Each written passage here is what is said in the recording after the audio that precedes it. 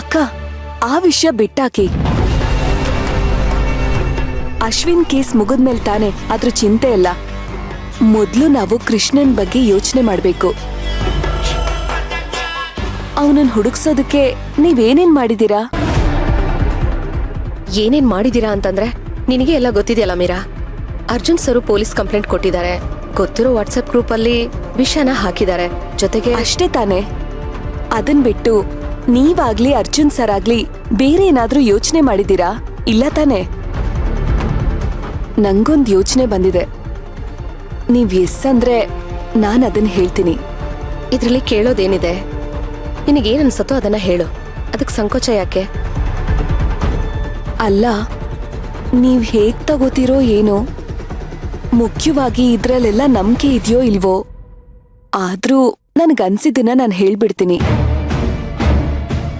ನನಗ್ ಗೊತ್ತಿರೋರೊಬ್ರು ಅಂಜನ ಹಾಕಿ ನೋಡ್ತಾರೆ.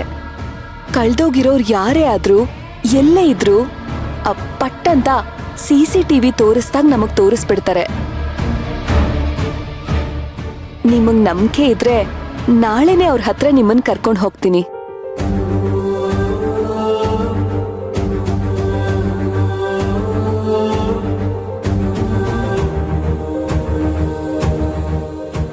ಏನ್ ಯೋಚನೆ ಮಾಡ್ತಿದ್ದೀರಾ ಅಕ್ಕ? ನಾವ್ ಹೋಗ್ ಕೇಳಿದ್ರೆ ತಪ್ಪೇನೂ ಇಲ್ಲ ಅಲ್ವಾ? ಸುಮ್ನೆ ಮನೇಲ್ ಕೂತು ಬರೀ ಕೈಲ್ ಮೊಳ ಹಾಕೋದಕ್ಕಿಂತ ಇದೆಷ್ಟು ವಾಸಿ ಅಲ್ವಾ?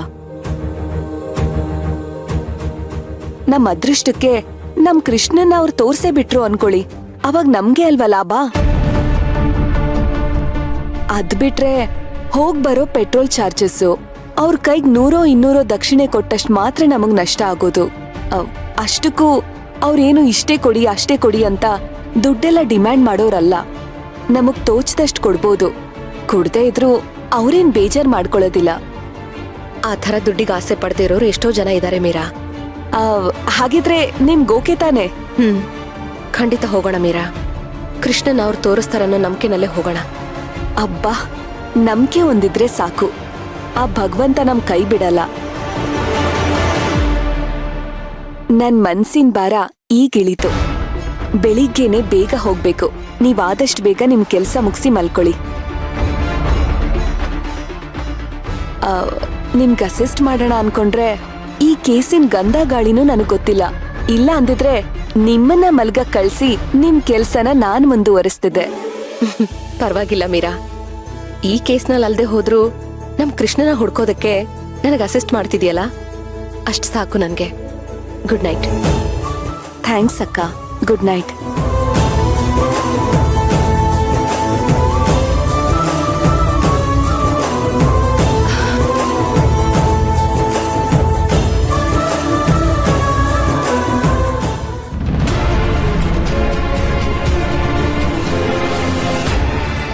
ಸದ್ಯ ಕುರಿ ಚೆನ್ನಾಗಿ ಹಳ್ಳಕ್ ಬಿತ್ತು.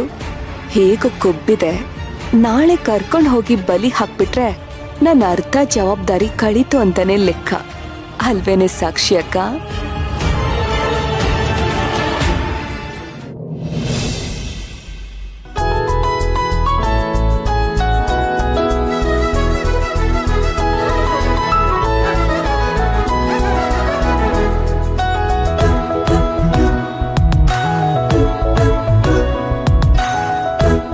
ಅದ್ಕೆ ಅದ್ಕೆ ಅದ್ಕೆ ಅದ್ಕೆ ಎಲ್ಲಿದ್ದೀರಾ? ಅದ್ಕೆ ಭಾವ, ಕಾಫಿ ಮಾಡ್ತಾ ಇದ್ದೀನಿ. ಬೇಗ ಬನ್ನಿ ಅದ್ಕೆ. ಅದನ್ನ ಆಮೇಲೆ ಮಾಡಿದ್ರಾಯ್ತು, ಬನ್ನಿ ಬೇಗ. ಏನ್ ಹೇಳಿ ಭಾವ, ಇಲ್ಲಿ ಹಾಲಿಟ್ಟಿದ್ದೀನಿ, ಉಕ್ಬಿಡುತ್ತೆ. ಅಯ್ಯೋ, ಅದು ಉಕ್ಕಿದ್ರೆ ಉಕ್ಲಿ, ಉಕ್ಕಿದ್ರೆ ಡಬಲ್ ಶುಭ ಸೂಚನೆ. ಬೇಗ ಬನ್ನಿ, ನಿಮ್ಗೊಂದು ಸರ್ಪ್ರೈಸ್ ಕಾದಿದೆ. ಏನಾಯ್ತು ಇವ್ರಿಗೆ? ಅದ್ಕೆ ಬಂದ್ರಾ? ಹಾ, ಬಂದೆ. ಏನಾಯ್ತು ಭಾವ? ನೀವು ಕಣ್ಮುಚ್ಕೊಳ್ಳಿ. ಯಾಕೆ ಇಷ್ಟು ಎಕ್ಸೈಟ್ ಆಗಿದ್ದೀರಾ? ನೀವು ಕಣ್ಮುಚ್ಕೊಳ್ಳಿ, ತೋರಿಸ್ತೀನಿ. ಬನ್ನಿ.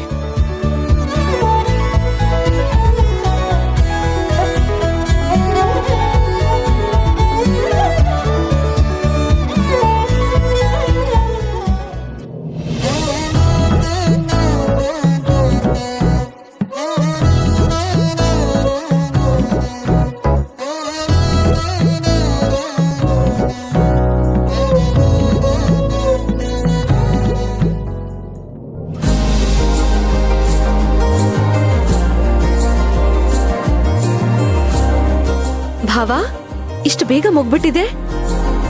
ಇದು ಮೊಗ್ಗಲ್ಲ ಅದ್ಕೆ, ನನ್ನ ಮಣಿ ಅದ್ಕೆ.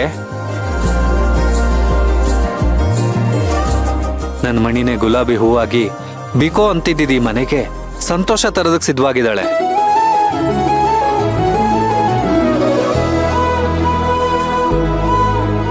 ಹೇಗಿದ್ದಾಳೆ ನೋಡಿ ನನ್ನ ಮಣಿ, ಮುದ್ದಾಗಿದ್ದಾಳಲ್ಲ. ಎಷ್ಟು ಮುದ್ದಾಗಿದ್ದಾಳೆ.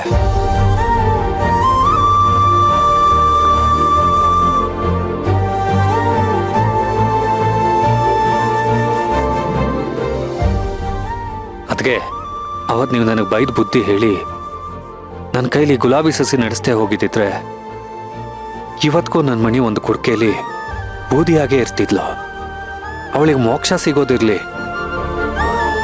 ಪರೋಕ್ಷವಾಗಿ ಕೂಡ ಅವಳ ಆತ್ಮಕ್ಕೆ ನೆಮ್ಮದಿ ಅನ್ನೋದು ಯಾವತ್ತೂ ಸಿಗ್ತಿರ್ಲಿಲ್ಲ.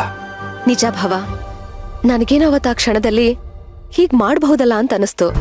ಆ ಕ್ಷಣಕ್ಕೆ ನೀವು ಒಪ್ಪಿದ್ರಿ, ಅದ್ರ ಫಲ ಇವತ್ತು ನಾವು ನೋಡ್ತಾ ಇದ್ದೀವಿ. ಕಂಗ್ರಾಟ್ಸ್ ಭಾವ. ಕಡೆಗೂ ಗುಲಾಬಿ ಪ್ರೀತಿಯ ಪ್ರತಿರೂಪ ಅಂತ ನಿಮ್ ಮಣಿ ನಿರೂಪಿಸ್ಬಿಟ್ಲು ಅಲ್ವಾ ಅದಕ್ಕೆ? ಮಣಿಗೆ ಪ್ರಿಯವಾದ ಹೂವು ಅಂದ್ರೆ ಗುಲಾಬಿನೇ. ಸಾಧಾರಣವಾಗಿ ಎಲ್ಲ ಹೆಣ್ಮಕ್ಳು ಮಲ್ಗೆ ಹೂ ಪ್ರಿಫರ್ ಮಾಡ್ತಾರೆ, ಆದ್ರೆ ಮಣಿ ಹಾಗಲ್ಲ. ಮಲ್ಗೆ ದಂಡೆ ತರ ಗುಲಾಬಿ ಹೂವಿನ ಮಾಲೆ ಮಾಡಿ ನನ್ನ ತಲೆಗೆ ಮುಡ್ಸು ಅಂತಿದ್ಲು. She so special.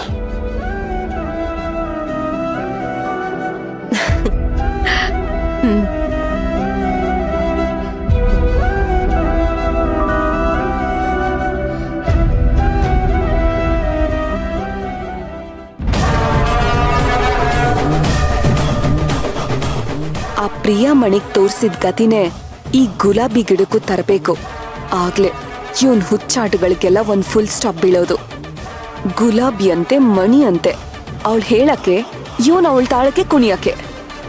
ಇವರಿಬ್ರು ಹೀಗೆ ಆಡ್ತಾ ಇರ್ಲಿ. ಇವರಿಬ್ರಿಗೂ ಒಳಗೆ ಕಳ್ ಸಂಬಂಧ ಇತ್ತು, ಹೊರಗ್ ಮಾತ್ರ ಅತ್ಗೆ ಅವ್ವ ಅಂತಿದ್ದ. ಅವಳು ಬಾವ ಅನ್ಕೊಂಡೆ ಮಾಡಬಾರ್ದು ಮಾಡ್ತಿದ್ಲು. ಅದ್ ಗೊತ್ತಾಗಿ ಪ್ರಿಯಾ ಆತ್ಮಹತ್ಯೆ ಮಾಡ್ಕೊಂಡ್ಲು ಅಂತ ನಾನೇ ಸುದ್ದಿ ಹಬ್ಬಿಸ್ತೀನಿ.